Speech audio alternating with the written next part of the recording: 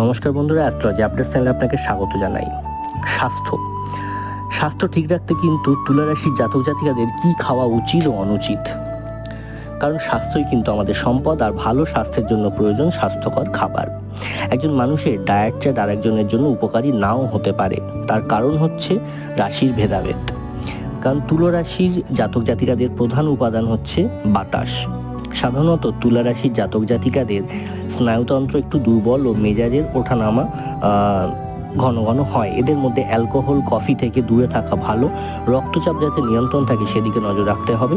খুব বেশি পরিমাণে সবুজ শাকসবজি খাওয়া তুলা রাশির জন্য খুবই উপকারী, যেমন গোটা শস্য, ওটমিল, আপেল, আঙুর, স্ট্রবেরি, পালং শাক, টমেটো, গাজর, ভুট্টা ইত্যাদি এরকম ধরনের। আর অবশ্যই অ্যালকোহল ও নরম পানীয় বা মিষ্টি খাবার থেকে অবশ্যই দূরে রাখুন।